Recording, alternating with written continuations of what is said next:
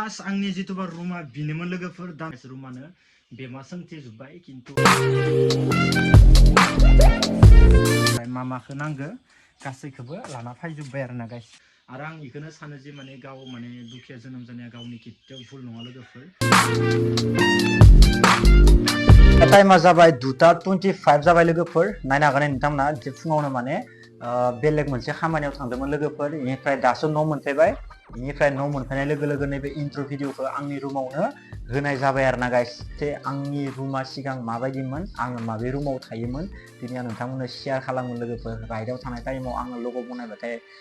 माबे न'आव दोनोमोन ओमफ्राय दिनैयाव लासै लग'आ दंना गैला आङो जेबो इन्टारेस्ट दङब्ला सोंनो लासै नायनानै थाबानो जाबाय गाइस अके थ' होमबा आंनि रुमखौ खेबसे देखायग्रोनि लोगोफोर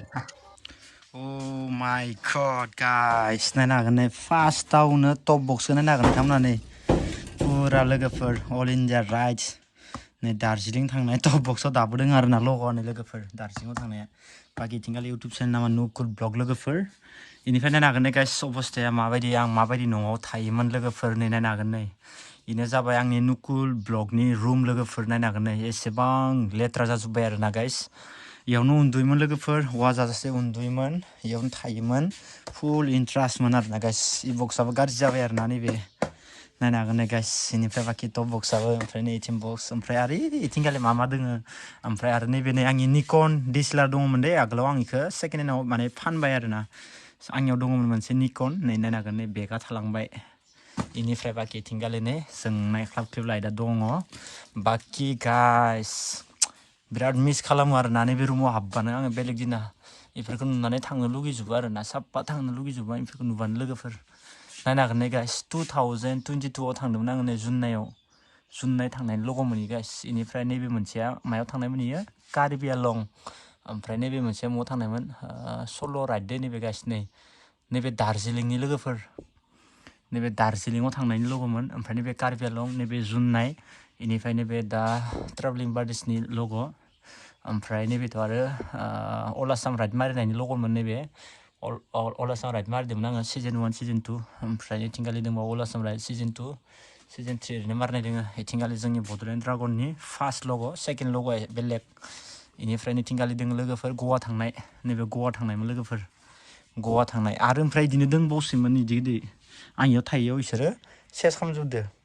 ओमफ्राय बाखि इथिंगालि नायनो हागोन नै जोङो 15 आगस्ट राइड मारिनाय ओमफ्राय इथिंगालिबो दङ ओमफ्राय आरो मायाबा थंग्रा बिराद दोङोमोन दे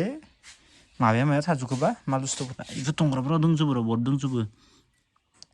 उपाय गैया गाइस न'फ्रा बिराद लेथ्रा जाना दङ आरोना माने थाला आं इयाव इनिखायनो साफा खालामनायबो गैला जाहैबाय बाखि इखिनियानो आरोना लोगोफोर गाइस थ' बाखि इनोमोन आरोना गाइस आङो नैयावनो फार्स्ट आंनि रुमा नैबेनोमोन गाइस आं जिथुबा इयावनो थायोमोन खिन्थु नै गाइस गोबां दङमोन आरोना गाइस लोगोफोरा गोबां दङ इयावनो थायोमोन आं गाइस इनिफ्राय बाखि आरो बहुत दंबावो लोगोफोर राइड मारिनाय लग' बिराद दङ आरोना गाइस ओमफ्राय दंबावसोमोन आथिखालाव जोंनि ग्रुपनि आरोना गाइस ओमफ्राय आरो दंबावो ओमफ्राय बाखि इदिनो आरोना गाइस माने आं इफोरखौ जोथोनै दोनजोबगोन लोगोफोर देनां आं नायनांगोन जिहेतु इनिफ्राय दा नैनिफ्राय आं गासैखौ माने बख'जोबनोसै बख'नानै आङो एसे बाहेरायाव दोनथ'नोसै बाहाय साफा जानाय बायदि न' सिङाव थाबाय थानायखाय एसे माने धुला बाला बुनाय उस्रिनोबो मोनाखै बेनिखायनो एसे लेथ्रा जाजोबदों आरोना गाइस ओमफ्राय दा आं पुरा बख'जोबनानै दोनगोन आरोना गाइस ओमफ्राय दखानाव दोननानै बाहेरायाव लामना दोनथ'गोन ओमफ्राय बाहेरायाव लामना दोनथ'नानै ओमफ्राय नेक्स्टआव आरो ओमफ्राय न' सिङाव सोफिनलायगोन दा खाननैसो आं बाहेरायाव दोनथ'नि लोगोफोर एसे समायना नुनायनि बाखि गाइस नायनो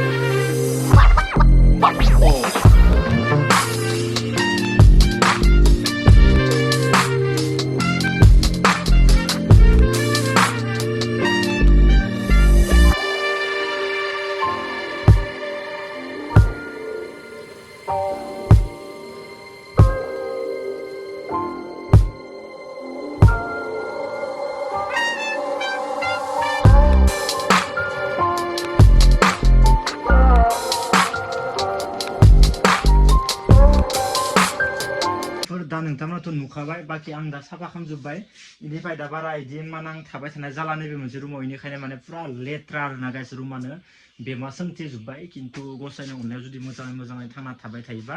निस्सय इखौ उनाव मोजां खालामगोन आरोना गाइस आंनि रुमखौ दा गसाइनि अननायाव आरो नोंथांमोननि सापर्टआव जुदि अराय सम मोजाङै थायोब्ला गासिबो जासिगोन उपाय गैया लोगोफोर जोंनाथ' बहुत दुखिया आरो फार्स्ट जोनोम जानायावनो दुखिया जोनोम जाखादों लोगोफोर आरो आं इखौनो सानो जे माने गाव माने दुखिया जोनोम जानाया गावनि केতিয়াव भुल नङा लोगोफोर गावनि भुला इसो जि माने नोङो दुखिया जानानै माने दुखियानो थाबाय थायो इसो गावनि भुल खिन्थु आं इखौनो बुंनो सानो जे माने गाव जुदि गोरिब न'खराव जोनोम जादोंबा गोरिबै थाबाय थानाङा माहाजोन जानो सेस्था खालामनांगोन अब्लासो जानो हागोन बास इनो आरोना गाइस गोरिब न'खराव जुदि नों जोनोम जानानै गोरिबै थाबाय थायोबा खिन्थु बिसो भुल जागोन आरोना गाइस खिन्थु सोब मानसियानो बांसिनानो माने दुखिया न'खरावसो जोनोम जाखायो गोबां बांसिनानो आरोना गाइस बांसिनखौनो नुदों आङो इनिफ्राय गावसो सेस्था खालामनानै माहाजोन जायो आरोना लोगोफोर गासैबो गोरिबानो फार्स्टआव दा जियानो जाया मानो गाइस थ' बहुत साफा खालामबाय इनिफ्राय नाङो माल बुस्थुफोरखौ आं दा बाकसफोराव सोहैजोबगोन साफा सुनानै इनिफ्राय बेफोरखौ आरो नांजोबगोन देनां आं जुदि मोनसे जुदि न' बनायोब्ला बायचान्स जुदि बेफोरखौ आं मोनसे मेम'रिसनि थाखाय एसे दोनगोन आरोना गाइस एसे साइसनिबो आरो एसे मोजां जाखांनायनिबो बाखि थिंगालिनि मा दोङो लोगोफोर नायनो हागोन नै गाइस बेथ' गवानिसो बिद्दा गवायाव लाना फैनायनि खावरिया दाबो दोङो नै बेयाव नायनो हागोन गवा नामाव दाबो दोंखायो नै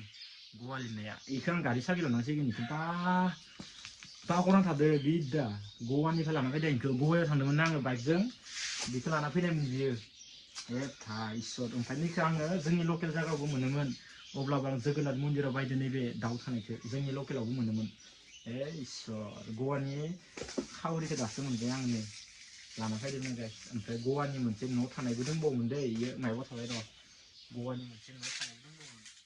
बिदिनो मानसि थानाय जायाबाथाय मायाव थाजोबो माल बुस्थुफ्रा उपाय गैया नागिरबायनो गोनां जायो बाखि इखिनियानो लोगोफोर बाखि नोंथांमोनाथ' आंनि रुमखौ नुबाय आं माबायदि थायोमोन इ रुमावनो आङो भिडिअ इदिट खालामोमोन इ रुमावनो मबाइल चार्ज होयोमोन बिराद खस्थ' बिराद दुखियादो बेनोसै लोगोफोर ओमफ्राय बाखि दा आं नैबे बेसादखौ बिराद जोथोनै लाखिगोन आंनि बाइक गोदानाव नैखौ लागोन आरोना गाइस आं बाइक गोदानाव नैखौ लानोसै जिथुबा नायनो हागोन नै गाइस इयाव दङ गवानि बिट्स जिथुबा दंफां नारेंखल दंफाङा नै बिट्सआव ओरै थायोना इ मोनसे खावरिखौ लाना फैदोंमोन आं ओरैनोथ' बायनानै लाबोनो हायो जोंनि लकेलफोरावबो बायना मोनो खिन्थु गाव थांनानै लाना फैनाय मोनसे नेरसोन थायो आरोना लोगोफोर बेनिफ्राय नैखौ जोगोनाथ मन्दिराव लानायमोन नैबे दाउआ जोंनि दारखुसियावनो जा सकआवनो जा जेरावबो मोनो खिन्थु अब्लाबो आं इखौ जोगोनाथ मन्दिरनिफ्राय लाना फैदोंमोन आरोना लोगोफोर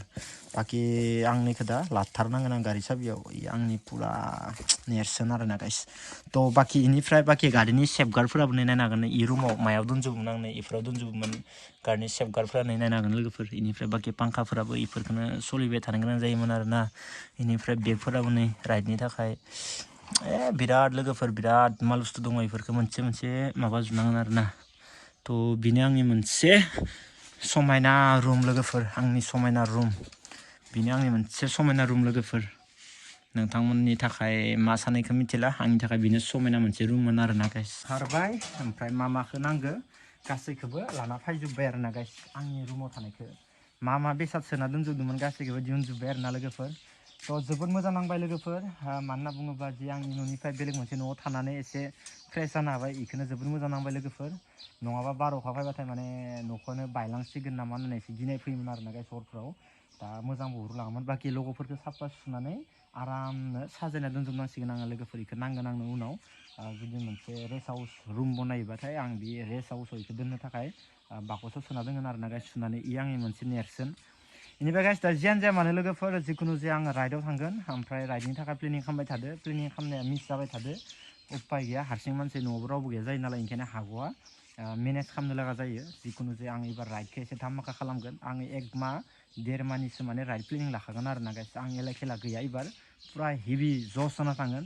गोबावानो जाथों थांखागोन आरोना गाइस आं माने प्लेनिं लाबाय थादो खिन्थु आंनिया प्लेनिङा माने मिस्टेक जाबाय थादो आरोना लोगोफोर खिन्थु एबार पुरा साक्सेसफुल खालामथारनांगोन दा जियानो जाया मानो लोगोफोर थ' बाखि इनोमोन आरोना गाइस ओमफ्राय आं दा इफोरखौ ओइयाव दोनहैजोबनिथ' स' गाइस इनिफ्राय बाखि आङो बेनारखौ इथिंगाले गल दोनजोबनोसै आरोना गाइस बेनारखौ ओमफ्राय साफा सुनायानो इयाव रानखासिगोन साफा सुनोसै ओमफ्राय सुनानै बेनारखौ इयाव दोनसिगोन आरो ना होमबाने बे साफा जासिगोन नालाय ओमफ्राय इथिंखालि माने सुयै लामै दोनदो आरो ना गासिबो साफा लामना दोनजोबदो आङो सुनानै लामनानै दोनजोबदो आरो ना गासिबो बाय रानथोन इनिफ्राय इयाव ओरै खाना दोननि होमबाना इयो रानजोबगोन ना रानजोबबाथाय माने आरामनो जाबना दोननो हासिगोन आरो ना लोगोफोर बाखि इयावनो दोनगोन दिसै खाननैसोखो जेबो नङा गलनो खाना दोनगोन आरो ना गासै बेनार आन्थाखो नांगोना इफोर मोनसे नेरसोन थायो नङा होमबा लोगोफोर बाखिनिफ्राय गारिया आंनिया मोननै बिथिंगालि दोङो लोगोफोर थ' जोबोर मोजां नांदो इ गारि गंसेखौ लानो हानानै ओमफ्राय इयावसो एसे खालि जाबाय आरो ना इयाव माबा मोनसे दोननो हानायबा एसे मोजां नुबावगौमोन नामा थ' बाखि इनो आरो ना गाइस